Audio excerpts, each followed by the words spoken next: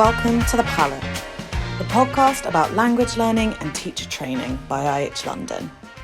So, if you could start by just introducing yourself and then I'll get into the questions. Yep, my name's Samuel Airy. I took the Delta in, I think, 2014. And I was an English language teacher for quite a long time and then moved into other things after that. Cool, okay. Yeah. So I'm sure we'll get into it as we go along. So can you explain a little bit to me about your career before you took the Delta? Yeah, so I took the CELTA, I think it was maybe 4 to 5 years before, something like that. And I traveled quite a bit. I liked working with international people. I didn't know exactly what I wanted to do long term at that point. So I took the CELTA first and actually realized that I just really enjoyed it. So then kind of like started to see what the next steps were and how I could go further with it. So after that, why did you then decide to take the Delta? Yeah, I think I really liked teaching English as a foreign language, and I then kind of thought, okay, I'm going to commit to this, and it was the logical next step. I had looked around a little bit at how to get promotions in language schools, and it seemed like that next level you required the Delta, and that was the main reason, really. I also I heard a lot about how it could give you kind of deeper insight into the learner experience. And better techniques of how to teach. And I think after the CELTA and teaching for quite a long time, there was still a lot of questions about skills in particular and how to teach skills properly. And from people I'd spoken to, I got the impression that the Delta sort of, answered those questions. So for me, that was quite interesting. So why did you decide to study at IH London in particular? I think, it was the much more exciting option. Sorry, Bournemouth, but I'd been in Bournemouth for a while, and I don't know. I kind of changed the scenery, more. What's the word? There was more going on up here, and more opportunity, basically. I think, and I think IH in general just has such a good name that it seemed like the logical place to undertake the Delta. Okay, so moving on to the application process then. I know it was a few years back, like I said, but do you remember what the application process involved? Was it a big, difficult thing? Was it simple? What was it like, basically? Oh God, that is a long time ago. I think it involved some kind of activity where you had to, I really don't remember, but I remember doing a piece of pre-work, pre-course work. And other than that, it was just kind of applying online. The people where the kind of administrative team were really, really helpful. And I think it was just that piece of pre-work, really, which, if you're an English language teacher, is not that difficult, really, I don't think. So before we get into the nitty gritty, can you explain a little bit about what the course involved in terms of how long it was, what the day-to-day looked like, and then we'll get a bit more of a breakdown deeper. Yeah. So I think it was 8 weeks long. It taught, and then I think 2 or 3 weeks after the taught part was finished, actually it was eight or 10 weeks long, I think. And then 2 or 3 weeks after the taught part was finished, we had an exam. And throughout the kind of taught period, you're working on sort of quite chunky pieces of coursework. And the day-to-day would be, I think we got in at 9. We had sort of taught stuff until 2:30, and then after that we were either teaching or working on our coursework, basically, which was really helpful because the instructors were there as well, so we could kind of just talk to them. I think they gave us maybe like 45 minutes or an hour and put us into teaching groups where we could then sit with them and then as a group kind of ask questions about our individual assignments, which was really, really helpful. And yeah, it was, intensive, but I think it's like all of these things really. At the time it's intensive and it genuinely does take over your life for like 8-12 weeks. I definitely remember that. But then afterwards, I remember thinking, what am I going to do now? Because I've just been like dedicating myself to that for ages. And then when it ended, it was quite like, oh, well, yeah. Now what? Yeah, now what? Yeah, exactly. Yeah. Absolutely. It's interesting. And the sort of day-to-day stuff that we did was really interesting and it's something that I've tried to continue actually during my career going forward after that, which is, I can only describe it as kind of meta teaching, where you teach people how to teach using the techniques that you want them to use, which was really interesting. And yeah, I mean, ever since then, I've taken that with me kind of everywhere, really. If you want to teach people how to teach, do it using the techniques and the activities you want them to use and the structure you want them to use. And I'm actually running a sort of training course at the moment where I'm trying to do exactly that, basically. And that all came from the Delta. But there were loads of, on a day-to-day basis, lots to do with different techniques, methodologies of teaching, and lots of activities as well that we were kind of, the teachers would run through with us as the kind of students, quote unquote, which was really, really interesting because we got to see things from the students' perspective as well as the teachers as well.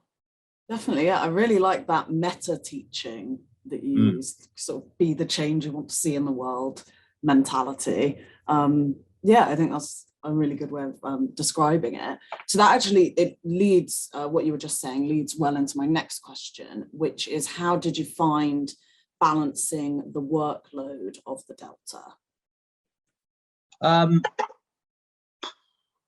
I mean, because I did it full time and I was quite lucky, I wasn't working at the time. It was still quite tough. Like I remember leaving the Delta at sort of 4:30 and then immediately going out with friends with our laptops to keep working until sometimes 9 or 10 in the evening and have dinner together, but continue working. That happened quite a lot, actually. Yeah, so it is intensive in the moment. Yeah, it definitely is. And yeah, those pieces of coursework can be quite chunky, especially I think it was part 3, where you had to plan out a whole course for a cohort over a certain period of time and undertake needs analysis and things like this. That was quite a lot of work. Okay, so what advice would you give for people taking it in the future then, in terms of, managing it, not getting overwhelmed? Would you have any advice? Yeah, I would say work together in your teaching groups. Very few people are kind of going through that at the same time as you are.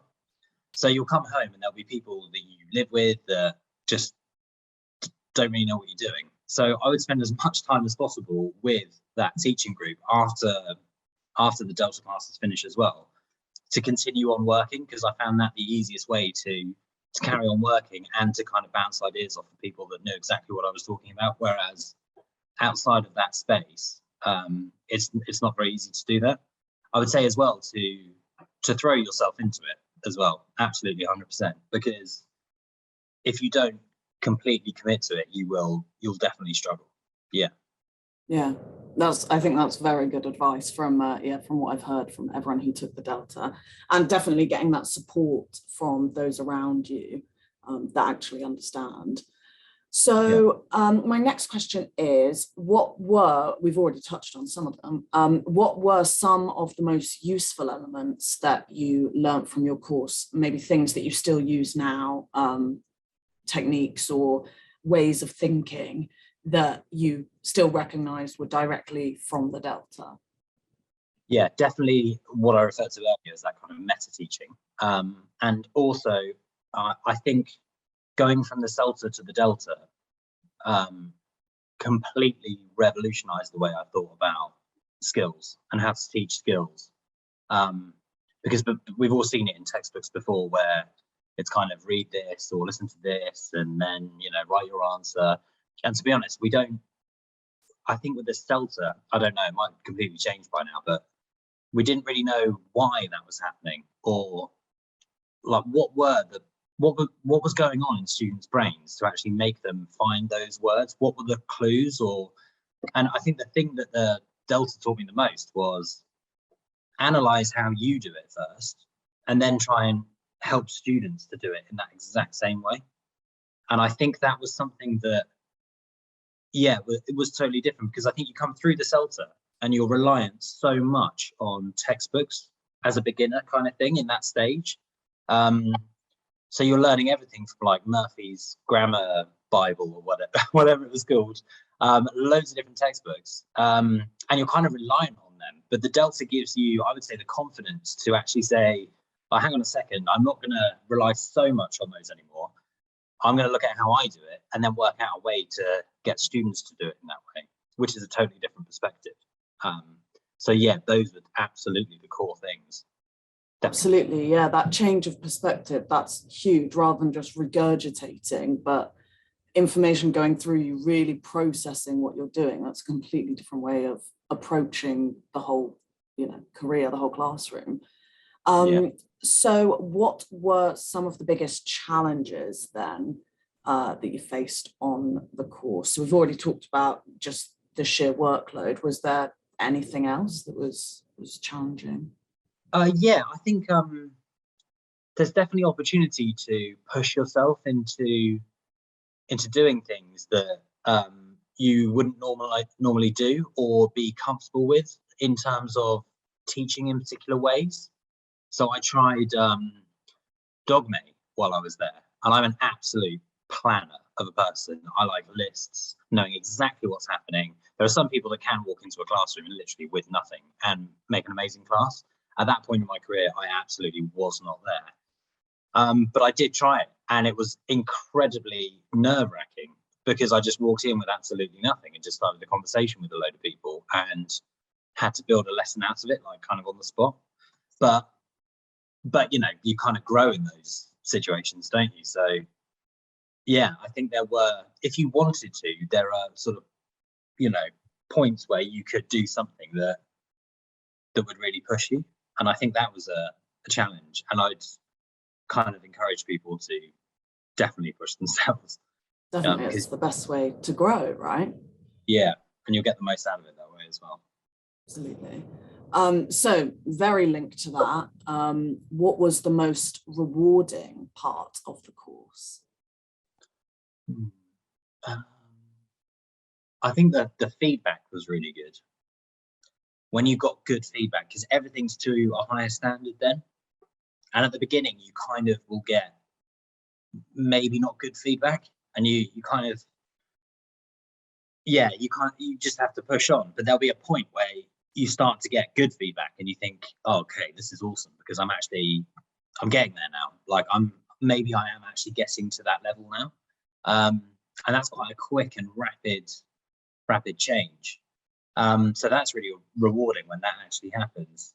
And to be honest, I would say again, the kind of like liberation that comes from knowing how to teach something from how you do something, which is like totally, because then you can literally teach anything, right? And like you don't actually need a textbook, you don't need anything. You can just like think to yourself, what do I think they need to be able to do? How do I do it? And make a lesson out of it. And that's like, yeah, incredible, really. A revolutionary skill to be able to do that, changes everything. Yes. Definitely.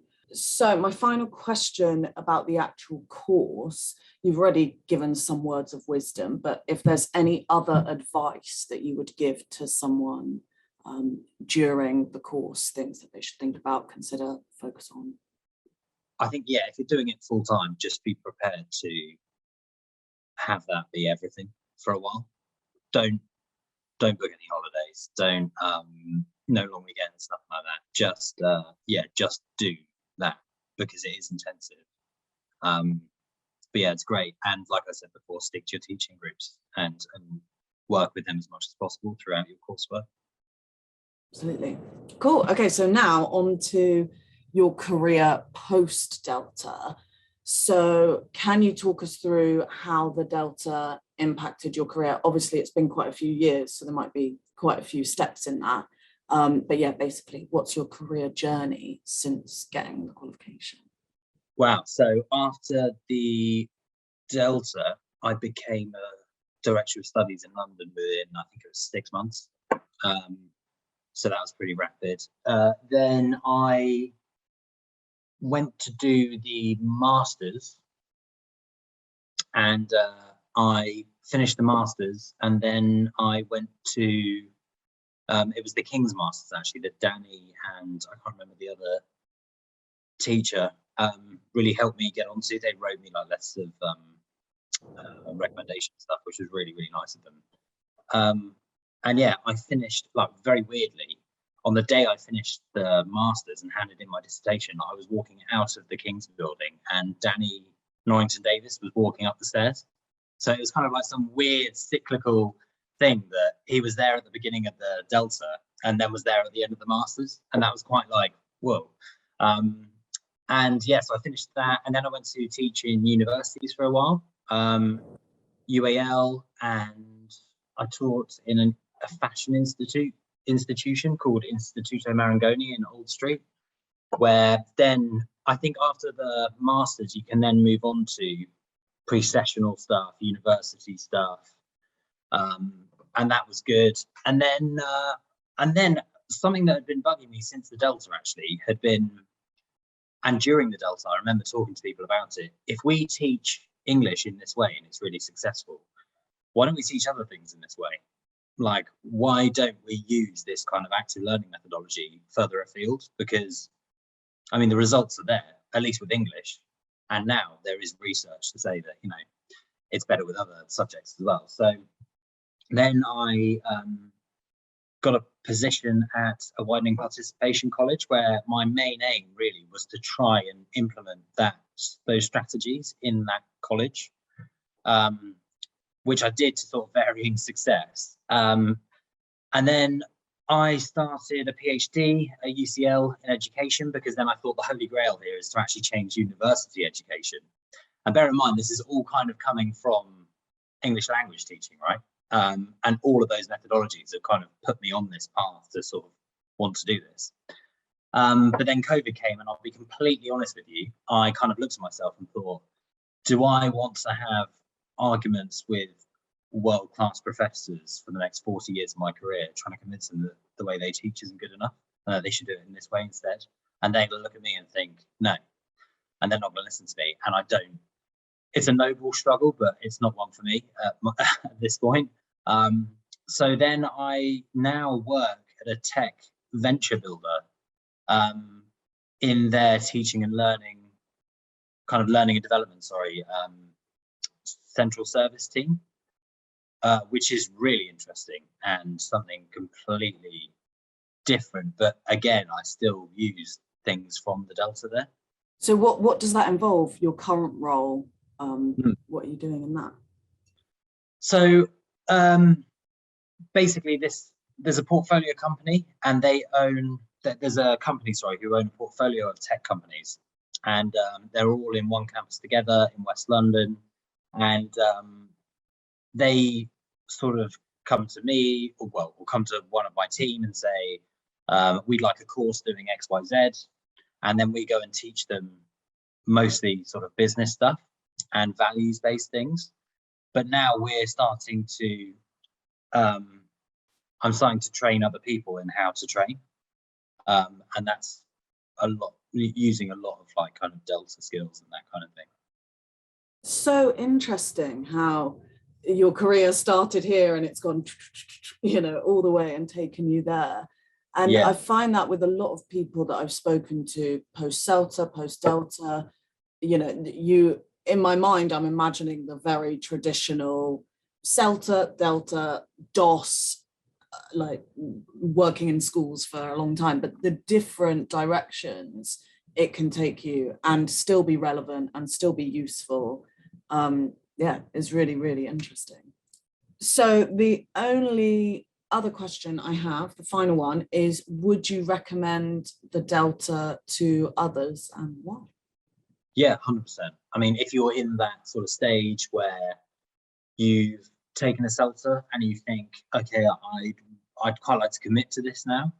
I want to know more about this. I want to progress in my career. I want to get promoted and go beyond just a teacher, but maybe think about the way that schools are run as well, and managed.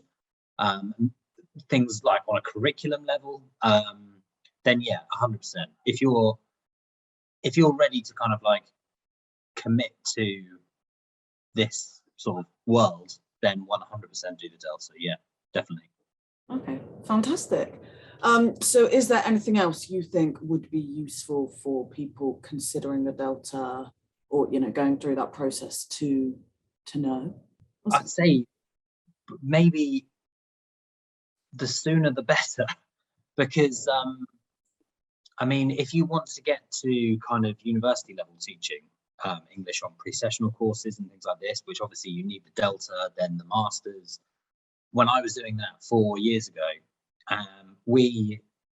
all of the teachers there were saying, God, it's crazy, you need a master's now to do this. What's next?